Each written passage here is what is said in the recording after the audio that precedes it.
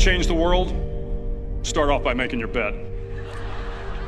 If you make your bed every morning, you will have accomplished the first task of the day.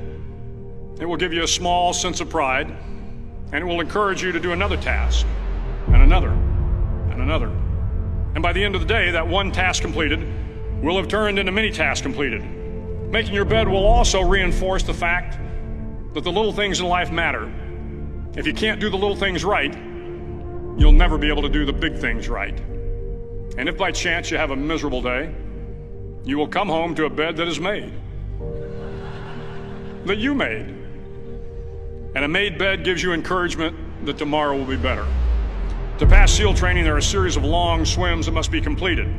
One is the night swim. Before the swim, the instructors joyfully brief the students on all the species of sharks that inhabit the waters off San Clemente. They assure you, however, that no student has ever been eaten by a shark, at least not that they can remember. But you are also taught that if a shark begins to circle your position, stand your ground. Do not swim away. Do not act afraid. And if the shark, hungry for a midnight snack, darts towards you, then summons up all your strength and punch him in the snout, and he will turn and swim away. There are a lot of sharks in the world. If you hope to complete the swim, you will have to deal with them. So if you want to change the world, don't back down from the sharks. Over a few weeks of difficult training, my SEAL class, which started with 150 men, was down to just 42. There were now 6 boat crews of 7 men each. I was in the boat with the tall guys, but the best boat crew we had was made up of the little guys, the Munchkin crew, we called them. No one was over 5'5". The Munchkin boat crew had 1 American Indian, 1 African American, 1 Polish American, 1 Greek American, 1 Italian American, and 2 tough kids from the Midwest. They out-paddled, outran, and outswam all the other boat crews. The big men in the other boat crews would always make good-natured fun of the tiny little flippers the Munchkins put on their tiny little feet prior to every swim. But somehow these little guys from every corner of the nation and the world always had the last laugh, swimming faster than everyone and reaching the shore long before the rest of us. SEAL training was a great equalizer. Nothing mattered but your will to succeed, not your color, not your ethnic background, not your education, not your social status. If you want to change the world, measure a person by the size of their heart, not by the size of their flippers. The 9th week of training is referred to as Hell Week.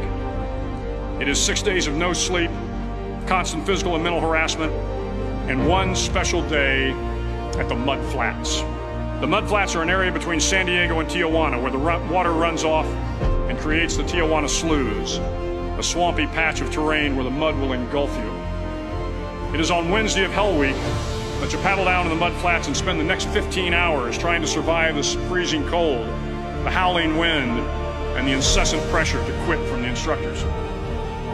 As the sun began to set that Wednesday evening, my training class, having committed some egregious infraction to rules, was ordered into the mud. The mud consumed each man till there was nothing visible but our heads. The instructors told us we could leave the mud if only 5 men would quit. Only 5 men, just 5 men, and we could get out of the oppressive cold. Looking around the mud flat, it was apparent that some students were about to give up. It was still over 8 hours till the sun came up. 8 more hours of bone-chilling cold. The chattering teeth and the shivering moans of the trainees were so loud, it was hard to hear anything. And then one voice began to echo through the night. One voice raised in song. The song was terribly out of tune, but sung with great enthusiasm. One voice became 2, and 2 became 3, and before long, everyone in the class was singing.